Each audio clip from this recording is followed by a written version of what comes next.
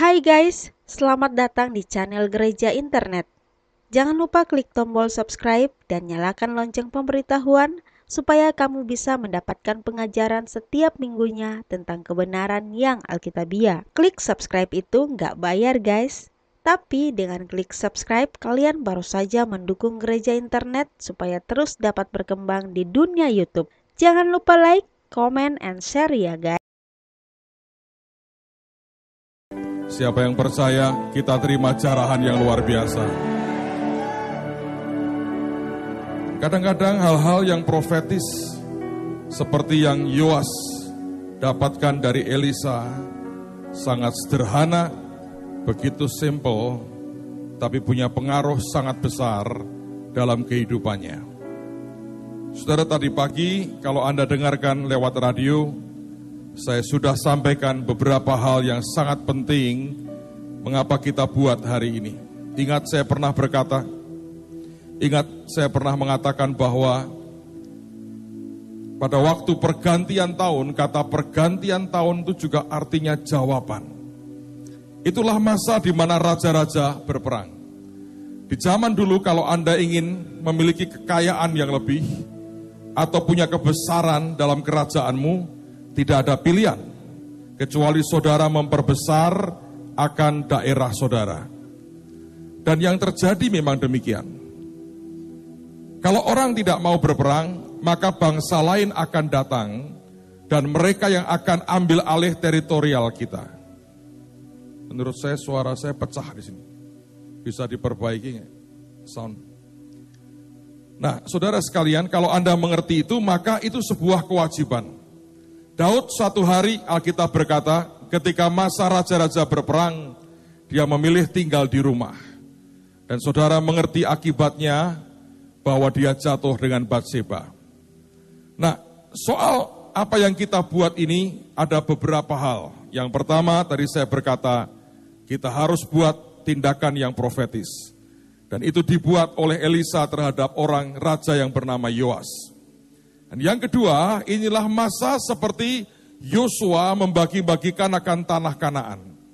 Saya sejujurnya kaget sekali dengan apa yang terjadi sebagai akibat dari doa yang kita buat pada tanggal 31 malam yang lalu. Dan dalam 1 bulan ini kita melihat akan hasil terobosan yang ajaib sekali. Hari ini dari ujung ke ujung, kami hitung sudah lebih dari 20 provinsi, tanah itu disodorkan, diserahkan, berkata silahkan dikerjakan, lakukan apa saja yang dipandang baik. Lebih dari 20 provinsi. Pak Suki baru pulang dari Jakarta, ada sekitar hampir 17 sampai 30 ribu hektar.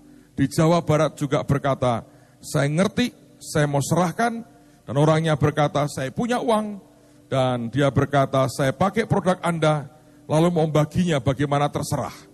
Dia berkata, saya punya uang, saya bisa gerakkan orang untuk mengerjakan, dan kami tahu akan dijual kemana produknya.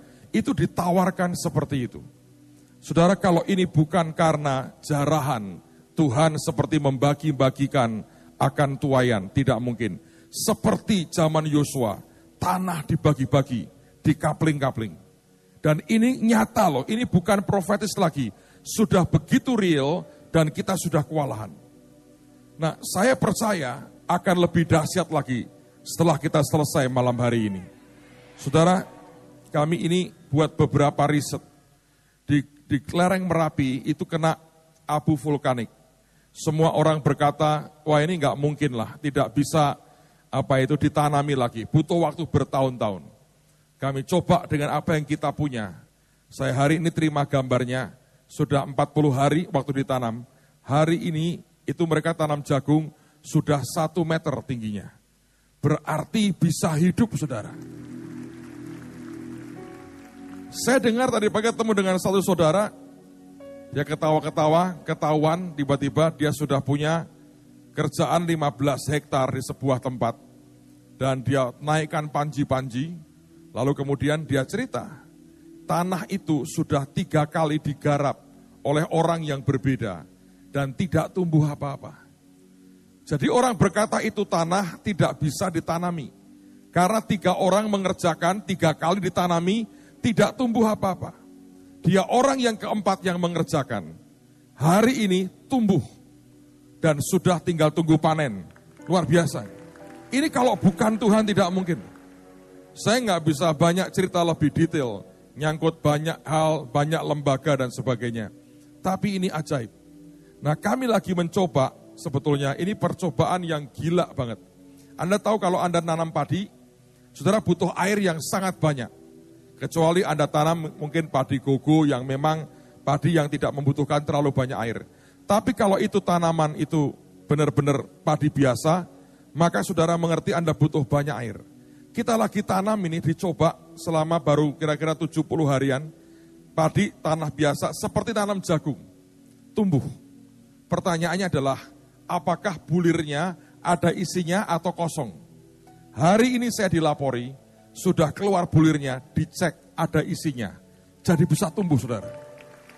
Kalau ini betul terjadi dan dalam nama Tuhan Yesus terjadi, saudara bisa membayangkan nggak betapa makmurnya negeri ini akan diberkati Tuhan dan limpahnya luar biasa. Dan menurut saya sudah waktunya orang percaya jadi orang pertama yang akan memberkati bangsa kita. Nah, apa yang kita kerjakan hari ini itu dahsyat.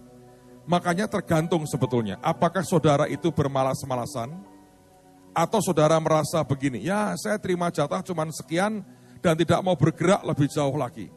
Kalau saya berkata, pelajari kitab Yosua, mereka yang malas, mereka yang tidak mau bergerak, mereka tidak mendapat apa-apa. Ini waktunya. Coba buka mata lebar, buka telinga lebar, tanya Tuhan setiap hari. Tuhan, apa yang harus aku lakukan? Apa yang bisa aku buat? Jatahku apa Tuhan? Karena saudara akan nikmati yang terbaik dari Tuhanmu. Dan ini akan terjadi seperti yang Amos katakan. Antara yang nuai dengan yang garap, antara yang mengirik dengan yang memeras anggurnya, antara itu saling berdekatan. Tidak ada jedahnya. Itu akan terus terjadi dalam waktu yang sangat cepat. Dan itu akan membuat perbedaan yang luar biasa. Nah, sekarang kita kerjakan, Anda mengerti kemana arahnya hari ini. Kalau tadi Anda lakukan dengan iman, kelihatannya nggak ada apa-apa ya. Anda pulang dalam beberapa hari, tiba-tiba saya percaya terobosan akan terjadi. Yang orang pikir tidak mungkin. Tapi dengarkan baik-baik, semua dikerjakan dengan iman. Semua itu by faith. Kalau engkau lakukan dengan iman, akan luar biasa. Nah, saya sampaikan akan pesan untuk menutup sebelum kita nanti bawa lagi ini dan kita hadapkan ke Tuhan sekali lagi. Tuhan selalu pesan saya berkali-kali dalam beberapa hari ini. Ingatkan mereka, jangan seperti suku Ruben, Gad, dan Manas yang setengah. Waktu itu mereka lagi jalan dan mereka sampai di tepian Kanaan. Belum nyebrang Yordan loh. Dan tanah itu sudah subur sekali. Lalu mereka ngomong sama Musa, kami di sini saja. Karena tanah ini bagus buat ternak kami di sini saja. Ruben, Manasye, orang yang kehilangan akan hak kesulungan. Dan cirinya adalah dia hanya berhenti pada kebutuhannya sendiri. Dia tidak bisa menangkap akan kebutuhan hati Tuhan. Yang ditangkap cuma kebutuhannya sendiri. Ketika dia melihat ini subur, cukup buat kebutuhanku, mereka berkata ke Musa, kami di sini saja. Padahal Kanaan itu seberang Yordan. Mereka bilang kami tidak mau. Musa mengiyakan memang. Dengan perjanjian, yang laki ikut perang, sampai semua saudaramu mendapatkan tanah milik pusaka, baru boleh kembali ke sini, dan mereka mengiyakan. Tapi itu sebetulnya mendukakan hati Tuhan. Saya berani berkata begini, saudara. Dalam waktu yang tidak lama, istilah saya sambil gurau sih saya berkata, ada banyak OKB akan muncul di sini. Masalahnya adalah ketika Anda nikmati itu, engkau berkata, lega. Atau kau berkata, Tuhan, apa yang kau mau lewat hidupku dan dalam hidupku. Kalau saudara nikmati berkat Tuhan, mendadak penghasilanmu sekian kali lipat, berlipat kali ganda. Karena ini dia kerja dengan cepat sekali. Apakah saudara puas ketika uang begitu banyak engkau terima, sekedar mengembalikan perpuluhan? Atau engkau berkata, Tuhan, ini baru permulaan, aku akan seberangi Yordan, dan aku akan masuk di tempat yang Tuhan mau. Saya berdoa tidak ada orang seperti Ruben, Gad, dan Manasye. Semua masuk dan dapatkan kehendak Tuhan yang sempurna. Sebab kalau ketika berkat datang dan engkau berhenti, itu yang mendukakan hati Tuhan. Dan seminggu ini 2-3 kali loh Tuhan bicara kepada saya, ingatkan nak, artinya serius, artinya cukup banyak yang belum teruji ketika Anda tiba-tiba diberkati luar biasa. Hari ini dengan gampang kita berkata amin, tapi saudara belum teruji loh artinya. Nanti akan tiba waktunya, ketika semua itu datang mendadak ini, tiba-tiba yang kau dapatkan ini, buap, dapat. Mikirnya apa dulu? Bayar utang? Buat sangu kawin? Buat beli mobil baru supaya bisa mejeng? Atau apa yang dipikiranmu? Renovasi rumah? Atau gaya di depan mertua? Atau engkau bisa berkata gini, buah sulung miliknya Yesus semua. Wah, lara ento apa-apa, Pak. Nah itu loh saudara, Ruben. Mana hatimu seperti apa? Ini belum apa-apa saya omongin loh saudara. Bisakah engkau mendahulukan Tuhan? Dan tiap kali Tuhan memberkati engkau tanya Tuhan, buat siapa Tuhan? Ya buat saya toh Pak, ya memang. Tapi dia cari orang yang berani berkata begitu. Supaya dia bisa berkati lebih lagi. Karena saya melihat saudara ya, ketika belum ada apa-apa, semua nangis berkata, buatmu Yesus. Begitu hasilnya mulai kelihatan, berubah sudah hatinya. Sudah enggak lagi di depan omongan yang dulu hilang. Oh ya itu saya dulu khilaf kok, emosi. Nah ini kan sudah jelas nih ada hitungannya begini. Itu yang membuat berkat bisa hilang loh saudara. Ingat ceritanya Pak Yusak. Ingat ada orang mau jual rumah. Terus kemudian datang ke Pak Yusak. Besok jam 11, jam 10 saya teken notaris. Jam 11 saya ke rumah Bapak. Saya beri berapa? 100 juta atau 200 juta perpuluhannya. Oh ya, malam mikir. Buat apa itu? Zaman tahun itu gede loh, 100 juta itu. Entah berapa miliar, mungkin 10 M kali. Dan mikir, buat apa duit segitu? Di ini sebagian nanti aku akan tabung, sebagian buat ini, sebagian aku mau gini, rumah tak perbaiki, beli mobil, sebagian untuk deposito anak-anak. Dipikir, pikir, semalam gak tidur saudara. Sampai semalam gak tidur. Menjelang pagi Tuhan datang. Dan pemanggil dia Yusak katanya, Tuhan katanya, kok belum tidur? Nah, dia mulai guyu saudara, hehehe. Susah tidur ya Yusak. Aku kasihan sama kamu kalau tidak bisa tidur begini. Kalau begitu biar kamu bisa tidur, berkatnya enggak usah ya. Oh jangan Tuhan, telat. Besoknya jam 11 orangnya datang. Dia berkata, aneh Pak, orang yang mau beli membatalkan tanpa sebab. Jadi maaf Pak, 100 jutanya tidak jadi. Terus Tuhan berkata gini, supaya kamu bisa tidur enak. Kalau kamu gak bisa tidur, kasihan. Tahu intinya, hatimu melekat ke uang tidak? Kita buat seperti ini, bukan untuk membuat Anda berjatuhan dan berguguran. Karena cinta akan uang dan jadi tamak.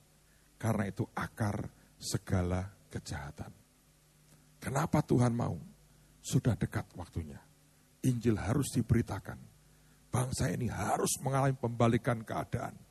Kita harus melihat jiwa-jiwa diselamatkan. Bukan untuk membuat Anda berjatuhan, nyembah mamon. So, sekali lagi saya ingin tekankan pesan Tuhan buat semua kita. Mari ambil dengan kuat. Nikmati berkat Tuhan. Tapi hati ini jangan nempel ke apapun kecuali nempel kepada Yesus. Engkau boleh diberkati, boleh kaya seperti apapun. Tapi cintamu ke Yesus harus gila-gilaan dan lebih lagi. Makin kau cinta Tuhan, makin dia percaya dengan saudara. Makin kau akan diberkati luar biasa. Dan makin ajaib anugerah Tuhan buat kita. Amen saudara. Ayo berdiri sama-sama.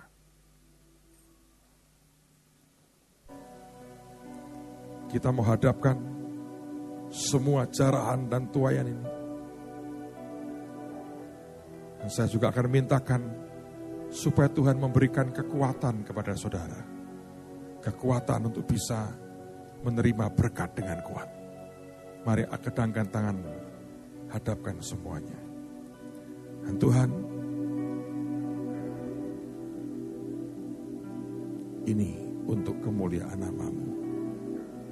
Dan ini bagimu Tuhan. Ini bagimu. Ini bagimu Tuhan Yesus. Ini bagimu Tuhan Yesus. Ini bagimu Tuhan Yesus. Kau sucikan, kau kuduskan. Tidak ada yang jadi jerat buat kami Tuhan. Tidak ada yang jadi jerat buat kami. Tidak ada yang jadi jerat buat kami.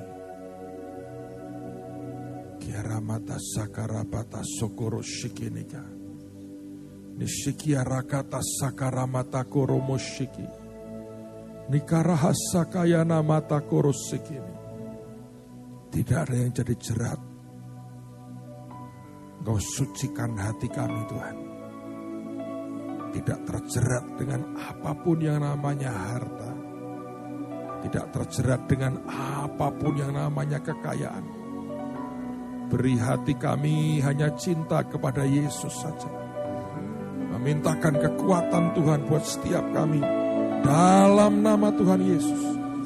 Kau diberi kekuatan Tuhan. Hidupmu jadi berkat yang luar biasa. Hatimu hanya melekat kepada Yesus.